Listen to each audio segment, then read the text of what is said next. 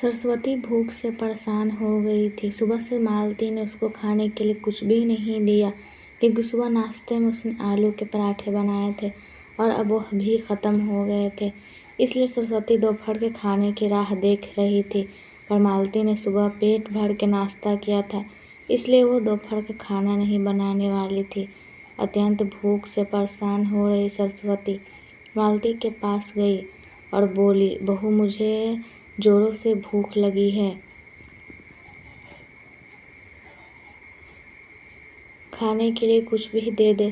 सरस्वती का कहना सुनकर मालती मुंह टेढ़ा करके बोली, दिन भर सिर्फ आपको भूख ही लगती है, दूसरा तो कुछ काम ही नहीं रहता। आपको टेबल पर नीचे रखे हैं, वहीं खाकर पानी पी के सो जाओ।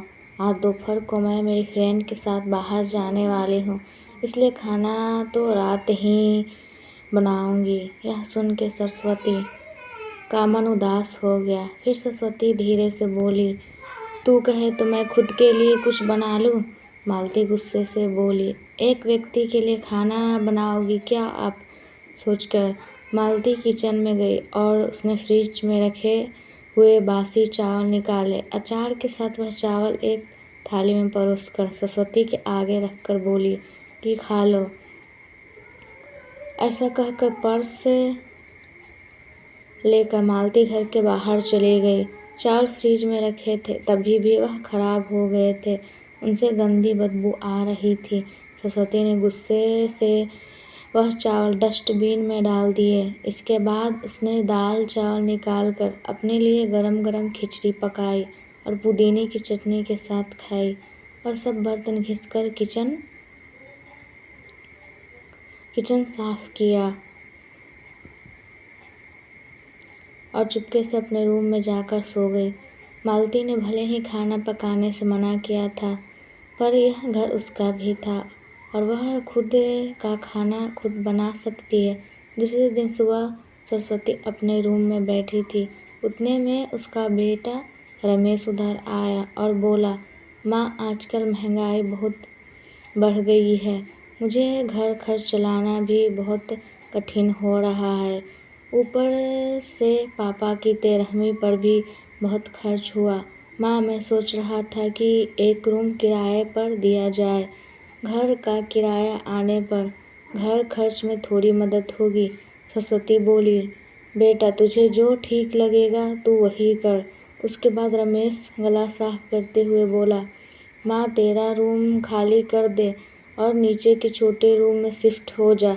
उस छोटे रूम में टॉयलेट और बाथरूम नहीं है तो उसे कोई किराए पर नहीं लेगा। सरस्वती चौंक गई और बोली, वह रूम छोटा है और वो तो स्टोर रूम है, मैं उधर रहूँगी तो टॉयलेट बाथरूम कैसे जाऊँगी। रमेश बोला, माँ, तू आंगन के टॉयलेट में जाया कर, तू तो घर ही रहती है ना। जिसको हम रूम किराए पर देने वाले उसको तो सारी सुख सुविधा चाहिए ना। वैसे भी यह रूम भी बहुत बड़ा है, पापा के जाने के बाद तुझे इतने बड़े रूम की क्या ज़रूरत। सरस्वती सब समझ गई थी कि बेटे ने तो उसका ही रूम किराए पर देने का निर्णय लिया है, क्योंकि वह बुढ़ापे में बेटे और बहू पर आश्रित थी। इसलिए रमेश ने जो कहा उस पर सरस्वती ने ज़्यादा विरोध नहीं किया। उसने अपना थोड़ा सामान लिया और छोटे रूम में शिफ्ट हो गई। उधर पुराने छोटे रूम में उसका जी घुट रहा था, तब भी वह उस रूम में दिन काट रही थी। नया किराएदार आया था। में आए हुए किरदार का नाम अशोक था, एक एनजीओ में काम करता था। वह हर रोज़ मालती और रमेश सरस्वती के साथ कैसा सलूक करते थे वह देखता था। वह देखकर उसे बहुत बुरा लगता था। धीरे धीरे सरस्वती अशोक को अपने बेटे जैसा मानने लगी। अशोक भी आते जाते सरस्वती का हाल चाल पूछा करता था और उसका ख्याल रखता था। रमेश और मालती को सरस्वती से कुछ लेना देना नहीं था। मालती बचा हुआ खाना उसके थाली में रख कर जाती और बेटा तो उसके तरफ देखता भी नहीं था। सरस्वती पहले ही समझ चुकी थी कि उसका बेटा अब पहले जैसा नहीं रहा, वह बदल गया है।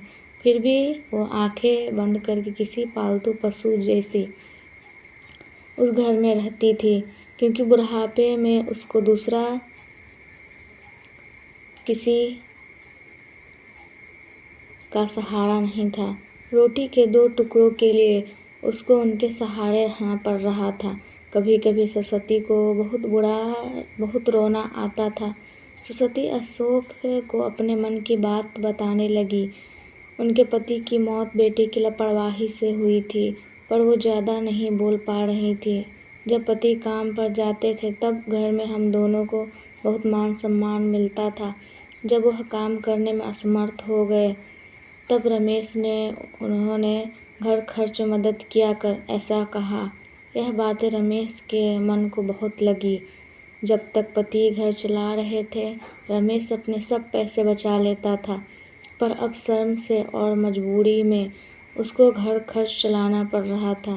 धीरे धीरे माँ बाप का खर्च उसको बोझ लग रहा था, लेकिन वह स्पष्ट रूप से कुछ भी नहीं कह सकता था। इस बीच पति का स्वास्थ्य बहुत बिगड़ गया और वह चल बसे। डॉक्टर के पास जाने से पता चला कि उनको निमोनिया हुआ था। डॉक्टर थोड़ी महंगी दवाई लिखकर देते थे, तो रमेश पैसे बचने चाहिए इसलिए रमेश आधी दवाई लेकर आता था। शुरू में पति का स्वास्थ्य सुधर गया था, तब रमेश ने उनकी गोलियां औषधि बंद कर दी थी।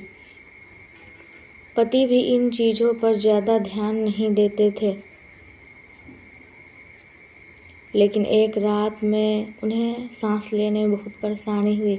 सरस्वती बहुत घबरा गई और वह भाग भाग के गई और रमेश के कमरे का दरवाज़ा ठोकने लगी और कहने लगी कि पापा का स्वास्थ्य बहुत बिगड़ गया है, चल हम उन्हें डॉक्टर के पास लेकर जाते हैं। उस पर रमेश बोला, माँ मुझे अब सोने दे, मुझे बहुत नींद आ रही है, हम सुबह पापा को डॉक्टर के पास लेकर जाएंगे। ऐसा कहकर उसने दरवाज़ा बंद कर लिया था। सरस्वती रात भर पति के तकिए के पास चिंतित बैठी रही। कभी छाती को तेल लगाकर मालिश कर रही थी, तो कभी भाप स्टीम दे रही थी, पर भगवान को कुछ अलग स्वीकार था। सुबह तक उनकी मृत्यु हो गई थी। घर में कब्रिस्तान जैसी शांति थी। रमेश रोने का नाटक करने लगा। मालती तो ऐसे रो रही थी कि जैसे उसको वास्तव में ससुर चले गए इस बात पर बहुत दुख हो रहा हो। सबसे ज़्यादा धक्का लगा सिर्फ सरस्वती को, पर वह कुछ बोल नहीं पा रही थी। सरस्वती की आंखों में आंसू आ रहे थे और उसके होंठ थर-थर काँप रहे थे, जैसे कि वो कहना चाहती हो कि अब ये लोग रोने का नाटक क्यों कर रहे हो, मेरे पति की मौत के आप दोनों जवाबदार हो। पर वह कुछ बोल नहीं पाई। क्रियाक्रम कर दिया। सरस्वती के दिमाग में हमेशा एक बात चलती थी, रमेश ने लापरवाही नहीं की होती तो आज मेरे पति जिंदा होते। उनके पति के बाद मालती और रमेश का व्यवहार बहुत बदल गया था। सरस्वती को भी उनके व्यवहार की आदत पड़ गई थी, इसलिए वह उनकी तरफ से कोई भी अपेक्षा नहीं रखती थी, पर उसका मन उसे अंदर ही अंदर उसे खाया जा रहा था। ऐसी औलाद को सबको नहीं सिखा सकती। अशोक उसके पास आया और सरस्वती को कुछ बातें उसने समझाई। वह बातें सुनकर सरस्वती की आंखों में एक नई उम्मीद जगी। दूसरे दिन सुबह सरस्वती मालती और रमेश के पास आई और बोली, मुझे तुम दोनों से बहुत ज़रूरी बात करनी है।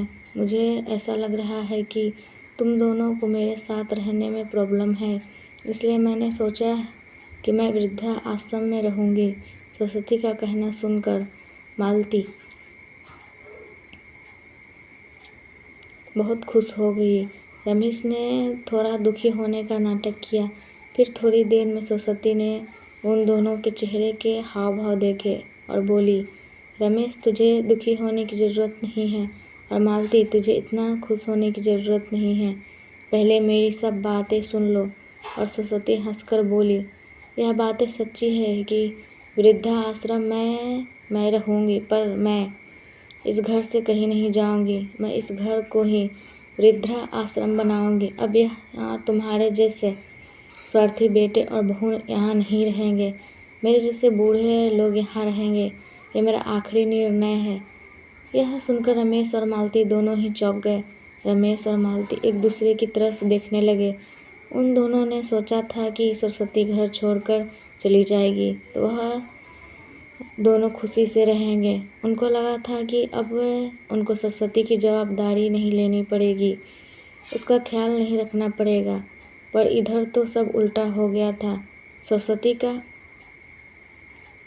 कहना सुनकर रमेश से गुस्से से बोला, माँ तेरा दिमाग तो ठीक है ना, इस घर पर मेरा अधिकार है, फिर तू इस घर को कैसे वृद्धाश्रम बना सकती है? तू भूल रहा है बेटा, मैं अभी तक ये घर मेरे नाम पर है। सरस्वती गुस्से से बोली, तुम दोनों ने मुझे बहुत परेशान किया है, छोटी छोटी बातों पर मेरा अपमान किया है, बीमारी के वक्त भी मुझे पर ध्यान नहीं दिया, खाने पीने के लिए भी मुझे बहुत तरसाया, तेरे पिताजी भी मुझे छोड़कर चले गए। अगर मैंने कठोर निर्णय नहीं लिया तो मेरा भी वही हाल होगा जो तुम्हारे पिता का हुआ था। इसलिए मैंने सोचा कि बेटे के झूठे प्यार के जाल में फंसने से अच्छा है मैं अपने बारे में सोचूं। रमेश घुटने पर आकर बोला, माँ मुझे माफ़ कर दे, हम दोनों तेरा अच्छे से ख्याल रखेंगे, तेरा कभी भी अपमान नहीं करेंगे, पर तू इस घर को वृद्धा आश्रम मत बना। माँ थोड़ा सोच कर तो देख हमारा क्या होगा।